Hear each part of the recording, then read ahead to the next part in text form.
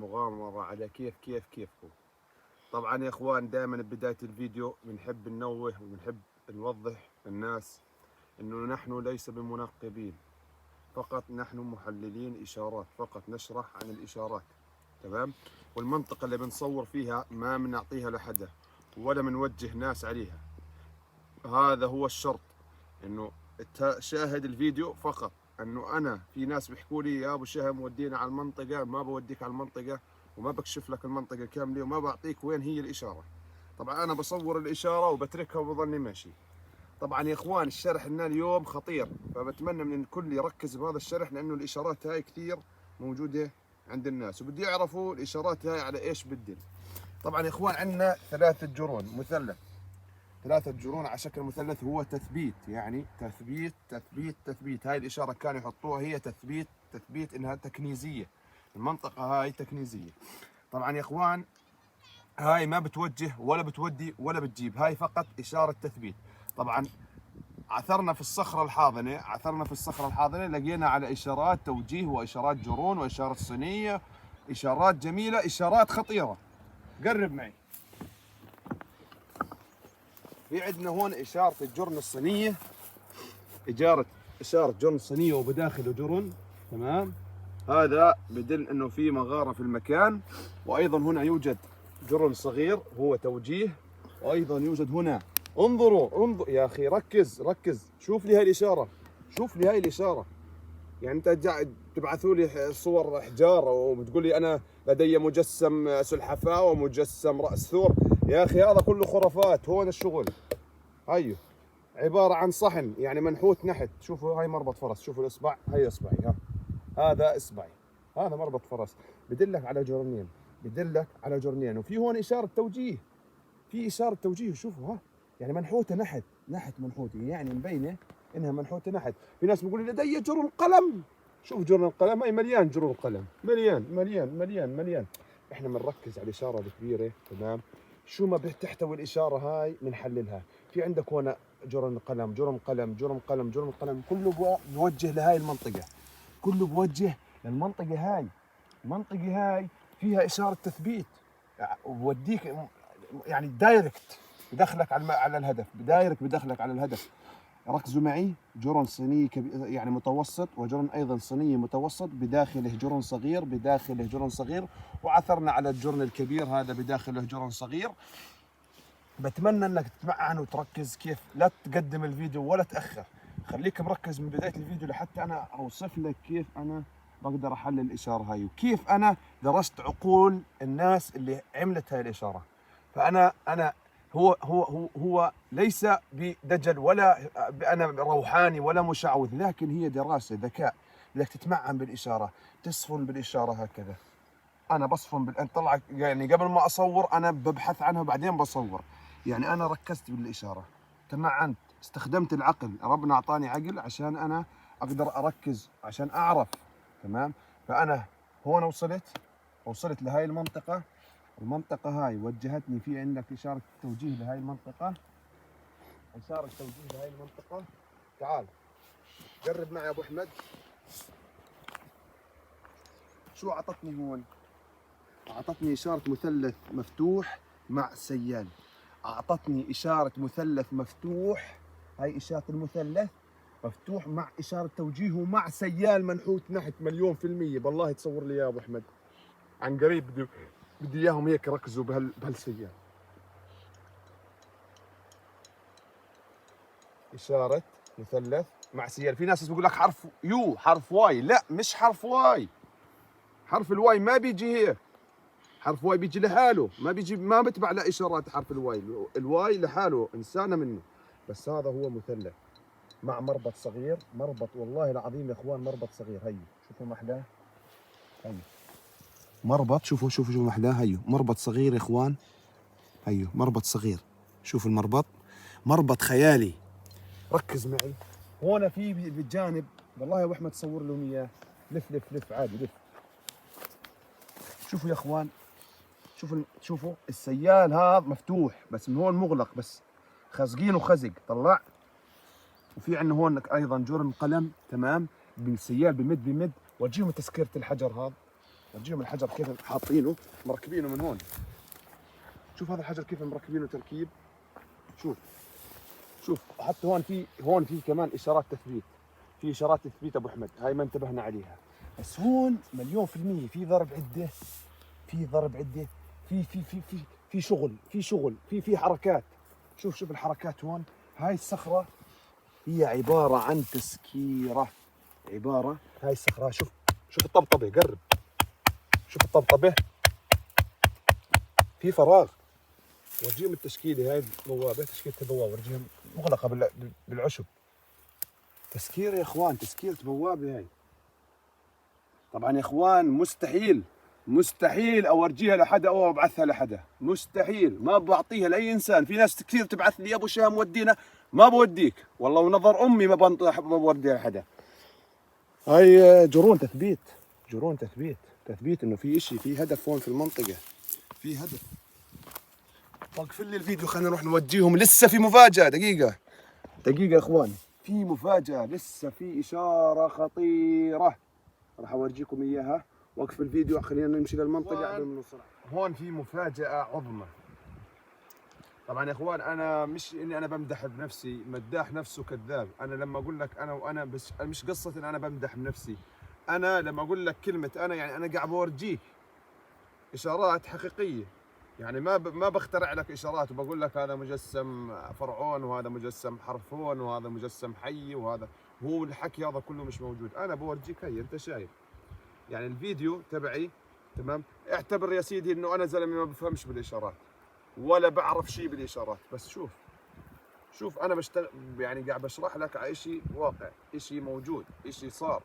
تمام. انا طبعا ما بحكي انه انا زلمه اشي كثير، لا انا زلمه بسيط مثلي مثلك هاوي اشارات. وبالنسبه للناس اللي بتضلها تغلط علي بالفيديوهات وبتضلها تقول يا ابو شهم وابو شهم وابو شهم، يا اخي اقسم بالله ما انا شايف حدا، والله العظيم ما انا شايف بني ادم. شو ما يقولوا عني. بتمنى منكم جميعا تعليق حلو بس عشان الحاقدين ما يظلهم يحكوا عني. وانا لما اشوف في ناس بتعلق عندي وبتشجعني وبتقول لي يا ابو شهم، والله العظيم بعرف انه في انا الي سند وفي الي ظهر. هيك انا بحرق روس الناس. بالله عليكم تعليق حلو مثلكم بالفيديو هذا اللي انا موجود فيه بصور فيه، تعليق حلو وتعملوا لايك وتشيروا البث لاصحاب واصدقائكم.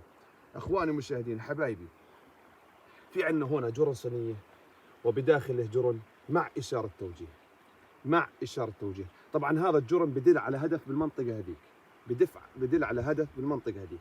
لكن هون في جرن مربع، تمام، جرن مربع مع مدخل. يعني هون في له مدخل هيك بدخل، يعني تشكيلة غرفة، تمام. هاي تشكيلة غرفة لكن في إلها مدخل. المدخل هيو يعني يعني بدك تفوت على المدخل هيك بتلاقي الغرفة هاي. يعني هو عامل لك خارطة بالصخرة كيف انت تدخل للمدخل هذا. طبعا مش اي انسان بيقدر يكتشف هاي الشغلة غير ناس عندها خلص الخبرة والدراسة والذكاء. يا اخوان، السيطرة بالذكاء. طبعا يا اخوان حللت هذا الجرن المربع، في هون مدخل بدخلك على هذا المربع. والله يا ابو احمد تيجي تورجيهم المدخل. والله يا ابو احمد تيجي تورجيهم المدخل. صدقته؟ ها طبعا هذا ولا حدا بلشان فيه يا اخوان، ولا حدا بيعرف وين هو. مدخل مسكر، مدخل 100% مسكر. هاي هات شوي خلنا اصور لهم اياه.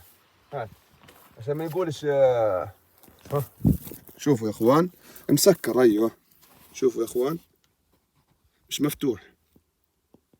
هاي نهايته مسكر، ولا حدا بلشان فيه. بعده على تراب بلاد. بس من السيول يا اخوان، من السيول والامطار فتح المدخل. طب انا في ناس بقول لك ابو شهم ما لا بدي انقب ولا بدي افتح ولا شيء. انا عارف هاي الشغله اذا انا ابو شهم قال يعني تصويره هذا، اذا انا صرت انقب وصرت ابحث اطلع كذاب قدام الناس وبكره اروح ورا الاشباك ورا السجون، لا ماليش مصلحه.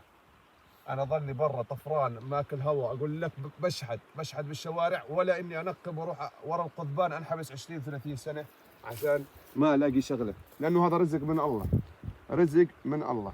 طبعا هون في يا اخوان قصات تمويهيه، هاي تعتبر قصات تمويهيه لحتى يموهك. خلينا نشرح لهم عن الاشاره الثانيه اللي قلنا عنها هدفها بعيد، الهدف تبعها بعيد. هذا في جرن وجرن خارجي مع اشاره توجيه بدل على بير. هاي تشكيله البير يا اخوان، هاي تشكيله البير، وهي البير هون. هذا هو البير يا اخوان، هذا هو البئر. يعني كان في حضاره بالمنطقه هاي، ما دام في بير في ناس سكنوا لمده طويله في المنطقه. حتى هاي قصاره البير يا اخوان، ورجيهم بالله تقرب تورجيهم قصاره البير. هاي قصاره البير تجي سودة زي الاسمنت يا اخوان، كلها كلس. طبعا يا اخوان للعلم بدي اشرح لكم عن طينه الحكمه. طينه الحكمه يا اخوان بتيجي مثل الاسمنت، على سواد وعلى بياض، على سواد وعلى بياض، وبتيجي قشره، قشره هالقده. مستحيل يعني ماشي هم بيجبلوها مع حصى وبتصير طبقه عاليه، لكن هي بتيجي زي القشره. طلع مكساها يا رجل، شوف زي الفخار، نفس الفخار يا اخوان. كيف الفخار؟ نفس طبيعه الفخار، الماده اللي بيصنعوا فيها الفخار هي بيسووا فيها طينه الحكمه. كيف بيصنعوها؟ بيجيبوا اللي هو الحجر الحور هذا، بطحنوه على المدقه، بصير زي الطحين، بصير زي الطحين. شو بحطوا معه؟ بحطوا معه شيد، بحطوا معه قشر بيض، تمام، بحطوا معه املاح، كلس، لحتى الكلس لما يمسك، لما تحطه مع التراب بشد، بصير اقوى من الصخر يا اخوان، اقوى من الصخر. بس ايش تقدر تميزه؟ بتميز لانه بيجي زي القشره، نفس شكل الاسمنت، بيقلب على بياض وعلى رمادي، على بياض وعلى رمادي. ورجيهم اياه لحتى يحفظوا شكله. هاي هي طينة الحكمة، هاي هي شايفينها كيف؟ هاي هي طينة الحكمة، كانوا يستخدموها للقصارة. حتى هون البير، هاي هون في، شايف كيف طينة حكمة؟ هاي شوف مكسورة قصارة كامل، المنطقة مكسورة قصارة. حتى هون يا اخوان في البير، البير هذا كيف بدنا نعرف انه تكنيزي ولا مش تكنيزي؟ حتى هناك ابو احمد فيه جرن، هسه انتبهت له، معناته هذا البير تكنيزي معلم. هذا بير تكنيزي، في تحتيه هدف، يكون في تحتيه هدف. يعني شايف الجرن؟ هذاك هو جرن، جرن جانبي، وبدل انه في تحت الجرن نفسه باتجاه الجرن بالاخير بيكون في هدف، في هدف. لكن البير يا اخوان مغلق، البير مغلق، شايفين يعني المنطقة ما في اي حفر حديد، كله زي ما هو. شكل التربة مع العوامل الطبيعية، او انه في ناس باقي تشتغل عليه ومش مكملته، باقي يعني ميؤوسة من المكان، ميؤوسة من المكان. يا اخوان يا حبايبي، والله خلينا نرجع نورجيهم الاشارة هاي. يا حبايبي ركزوا لي بهالاشارة، ركزوا لي بهاي الاشارة، ركز لي باشارة المربع ايش بتدل؟ بتدل على هذه البوابة. يعني هاي شايف كيف اتجاه البوابة؟ تعال تعال بالله توقف بالاتجاه هذا، وقف لي بالاتجاه هذا اذا سمحت. يعني هذا جرن مربع مع مدخل، بدك تتجه لنفس المدخل، هاي يكون بنفس هذا الاتجاه، لا تيجي تدخل هيك. ما دام اجى التوجيه من هون بدك تتجه لهيك، لهي المنطقة. هون هو قلنا في قص تمويه في المنطقة يا اخوان، في قص تمويه. بتمنى من الجميع، بتمنى من حبايبي، بتمنى من الغوالي الكل يدعم ابو شهم. يا اخوان انا هذا الفيديو يعني انا قاعد بحكي اخر فيديو ومش اخر فيديو، لانه والله العظيم تعبت.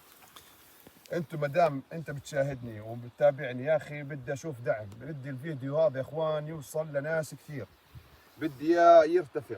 يعني اذا شفت هذا الفيديو ارتفع يا اخوان، والله العظيم لا اطلع واشرح بالميدان اكثر واكثر. فبتمنى من الجميع دعم الفيديو، تعليق حلو، بلايك، بمشاركة للفيديو رجاء. كل لا هذا فضلا وليس امرا، فضلا منكم. انا قاعد بشوف في دعم، بس في يعني في ناس كثير والله العظيم انا مش لا اشي، بس في ناس قاعد بتحارب فيي، بس انا بدي اقهرها. كيف بقهرها؟ بقهرها فيكم، بشد ظهري فيكم. كل الاحترام والتقدير لكم. هسه بدنا نبحث بالمكان، بلكي حصلنا على اشاره اشارتين ونحلل لكم اياها ونشرح لكم اياها. تابعوا الفيديو للنهايه. دائما احنا بنشرح عن المدافن وما مدافن. طبعا بجوز اول مره بشرح لكم عن المساكن. مسكن يعني صخره حاضنه كبيره ما عليها غير جرن زي هيك بيجي، مش بيجي غز، بيجي جانبي هيك يعني مطل. هذا الجرن يا اخوان بيكون مطل، مطل هيك مش غز. اذا اجى غز بيكون تكنيزي وفي هدف تحته، بس هذا جرن مطل. تمام. هاي هون في تشكيلة بوابة طويلة، بس هون مغلقة، من هون مفتوحة. طبعا يا اخوان هاي تشكيلة بوابة مسكن. هذا انا بحط مليون في المية انه مسكن. ليش؟ لانه ما في جرن تكنيزي، وما حصرنا على المنطقة انه فيها جرن تكنيزي، لكن هي في تشكيل بوابة، في ضرب عدة، في قص، في نحت، في شغل بالمنطقة. فا يا اخوان حتى هون، تعال ابو احمد، شوف شو في هون. هاي شوف، هذا تثبيت انه مسكن، بثبت لك انه المكان هذا مسكن وليس تكنيزي. يعني في قديم الزمان الرومان او البيزنطي، تمام، كانوا يسكنوا وين؟ في المغر يا اخوان. هاي بيوتهم، كانوا ينحتوا الصخور لحتى يناموا، يدفوا حالهم من الشتاء، يوقوا حالهم من الشمس. فهذا يا اخوان المنطقة هاي بتدل على مسكن. نرجع بنشرح بنقول ما عثرنا على اي اشارة تكنيزية في المنطقة. يوجد قص ويوجد ضرب عدة، لكن هذه المغارة هي عبارة عن مسكن، لأنه كمان مطلة للشرق، مطلة الشمس جاي فيها. لأنه المدفن دائما يا إخوان، المدفن دائما، أو المدفن التكنيزي أو المغرة التكنيزية بتكون جاي باتجاه الغرب، أما المسكن بيكون باتجاه الشرق، لحتى الشمس لما تطلع تنور على المسكن، لحتى تدفيهم من الشمس كمان، وايضا كمان توقيهم من الشتاء، بتوقيهم من العواصف ومن الرياح، وبتظل عليهم كمان. بيعملوا لها منور، بيعملوا لها تسكيره، بيعملوا منها، يعني كانوا يشتغلوا بالصخره لحتى هم يوقوا حالهم منها. لا مش لا دفن الدفائن والكنوز وكذا. كل الاحترام والتقدير لكم يا شباب. بتمنى استمتعتوا بهذا الفيديو. اذا بتحبوا اظل اطلع فيديوهات مثل هيك زي ما عودتكم وحكيت لكم يا شباب، علقوا لي تعليق حلو واحكوا لي شو رايكم بهذه المغامره. كل الاحترام والتقدير لكم جميعا، شخصا شخصا وفردا فردا من اي بلد ان كانت. كل الاحترام لكم. نلتقي بفيديو ان شاء الله افضل من هذا، وفي عندي مناطق كمان راح اشرح فيها، لكن ما بحدد لاي انسان، اي مخلوق، اين تكون هذه المناطق. كل الاحترام والتقدير لكم، والسلام عليكم ورحمه الله وبركاته. طب اهلا وسهلا بالشباب الغانمه. طبعا يا اخوان عملنا استراحه هيك زي كل مره بنعمل استراحه، بدنا نسوي لنا اكله هيك حلوه، اكله بريه. تابعوا الفيديو للاخر يا اخوان، تابعوا الفيديو. هسه بدنا نصور لكم كيف احنا بنطلع بنسوي اكل وكذا وكذا، بس في منطقه اقول لكم بتخوف يا اخوان، الكل راح يستفيد منها. والله في شرح على الاشارات، شيء خطير يا اخوان. راح اشرح لكم عن اشارات خطيره لمحبين الاشارات يا اخوان. دائما وابدا نقول نحن للمشاهدين والمتابعين ولاي انسان، نحن لا ننقب ولا نعبث باي مقدرات ولا اي مقتنيات ولا نخرج الدفائن. فقط هي رحله يا اخوان، رحله هي فقط الاستمتاع بالاشارات وتحليل الاشارات. بنحب نعرف كيف كانوا زمان يشتغلوا على الاشارات، وليش حطوا هاي الاشارات. حب استطلاع فقط وليس للتنقيب. تعال صور، خليهم يشاركونا يا اخوي يا زلمه، مالك هو، خليهم يشاركونا بالتصوير. طبعا نسوي اكل يا اخوان بتجنن. طبعا يا اخوان احنا قاعدين على هاي، صورت لكم اياها المنطقه قبل هالمره. طبعا احنا دائما بنيجي بنستريح في العرين هون، نستريح في المنطقه. هذا هو عرين الاسود، اسود الجبال، نستريح فيه. شوفوا الشبل هذا، ورجيهم الشبل، هذا شبل يا اخوان. طبعا يا اخوان نحن في العرين قاعدين بنعمل لنا اكله هيك حلوه. بتمنى تستمتعوا بهذا الفيديو، اتمنى منكم الاستمتاع بهذا الفيديو يا اخواني. هاي الاكله اسمها لحمه فقير، اللي هو الفطر. هاي لحمه الفقير يا اخوان. عشان ورجيهم المنظر مبين، بس لو تقرب شويه افضل.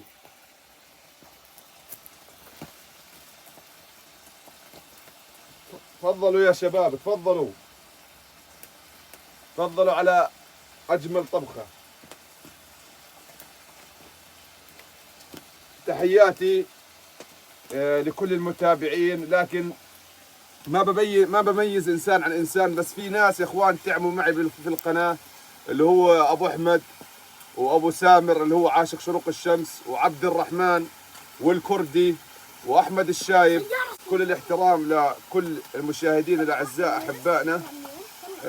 استمتعوا بهذا الفيديو يا إخوان.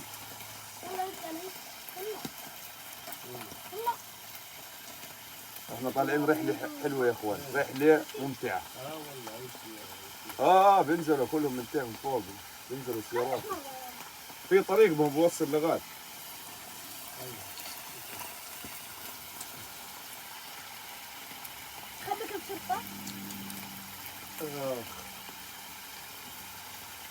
حتى هناك يا زلمه منظر جميل، مبشر المنظر اللي هناك، منظر حلو ترى. زاكي لكن مبين زاكي صح. تفضلوا يا شباب تفضلوا. طبعا يا اخوان اليوم طلعوا معي اخواني الكبار، طلع معنا الدكتور واخي الثاني اللي اكبر مني، هذا هو اخي الدكتور مجدي.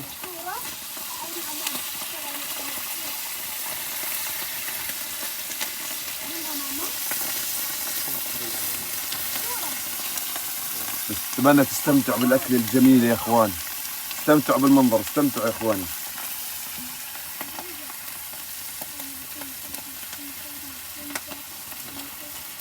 طبعا المكونات اللي بدي يعرف طبخة ابو شهم الشهيرة يا اخوان: علب فطر ب20 قرش، علبتين فطر حقنا 40 قرش، وشوية فلفل اسود وملح، وشوية شطة القزازة حقها 30 قرش.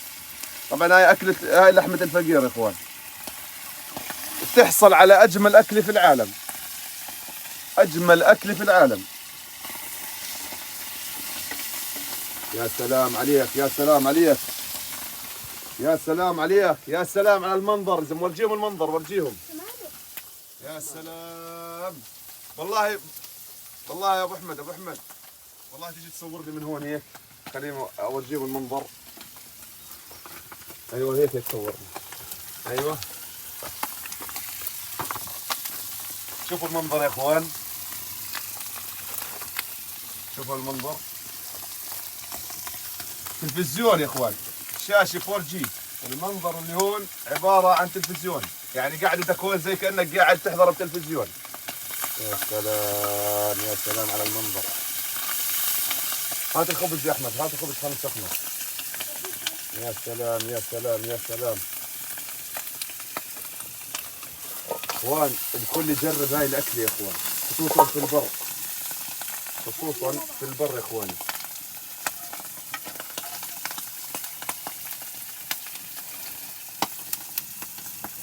الكل يجرب هاي الاكله.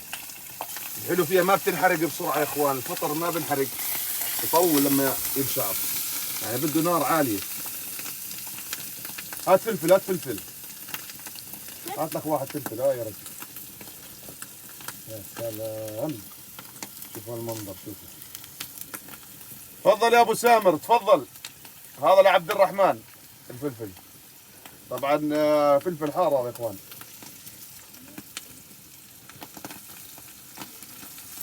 من اجمل جلسات ابو شهم يا اخوان.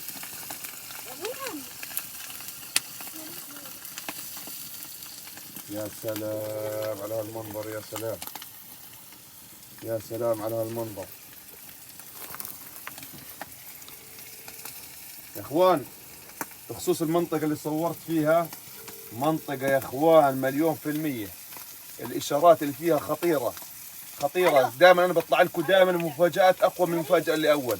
لسه اليوم مفاجأة اقوى، والفيديو هذا اقوى، وشرح فيه اقوى يا اخوان ان شاء الله. يا سلام على المنظر، يا سلام يا سلام على المنظر.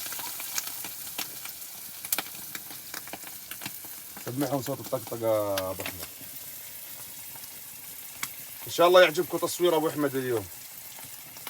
ابو ربحي غدرنا وخان فينا يا اخوان.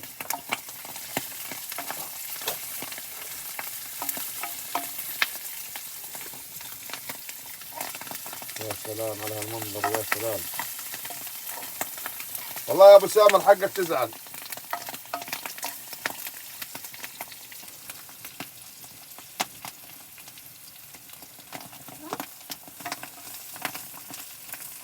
الشاي حماده، الشاي هات مي، هات مي. في عندنا جرن، ارجع لورا بالله. عندنا جرن بداخله جرن، تمام، بداخله جرن مع اشاره توجيه، عثرنا عليه يا اخوان. هذا الجرن في هون عندك بصمه، جرن قلم، جرن قلم بوجهك لهي المنطقه، تمام يا اخوان. هذا الجرن ودانا على رجم. شوف الرجم اخوان، ودانا على الرجم. هذا في تصفيطه، حتى الحجار. اسمع ابو احمد، في حجار هي مقصوصه قص عده. شوف كيف تعرف انه رجم حقيقي؟ بيكون فيه ايش؟ حجاره مقصوصه قص حديثه، يعني قص عده. هاي في عندك تصفيطه هون، المنطقه هاي فيها تصفيطه، يعني احتمال مليون بالمية ابو احمد في قبر هون. الرجم اكثر اشي بدل يا اخوان، بدل على قبور.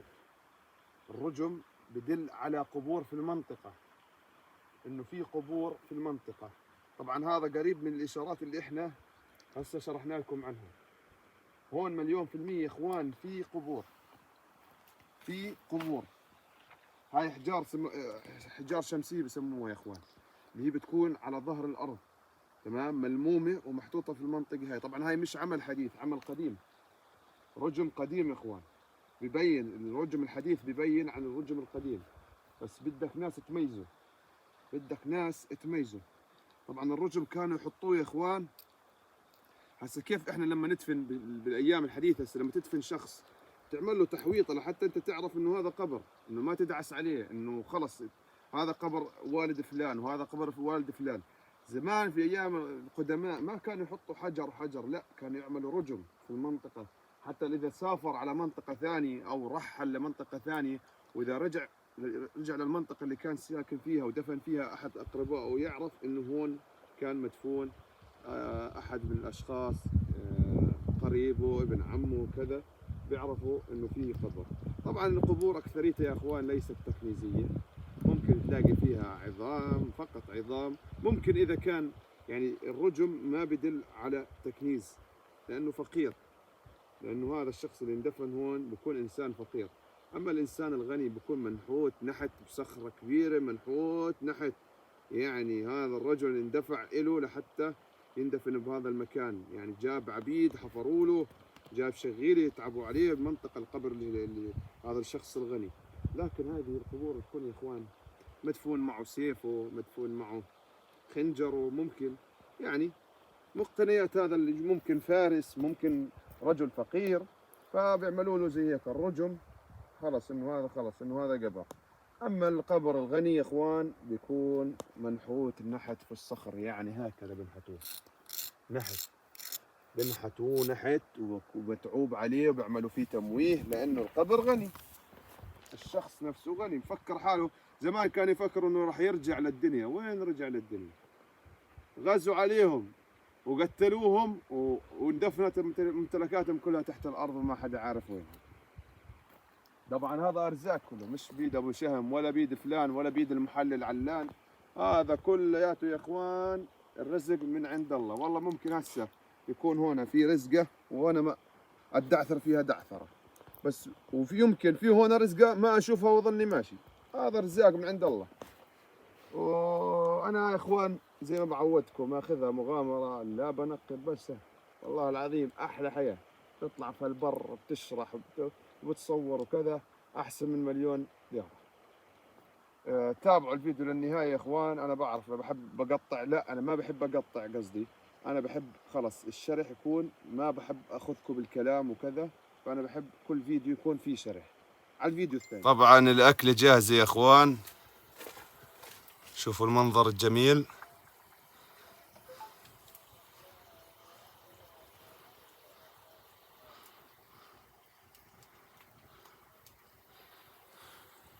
صحتين وعافية.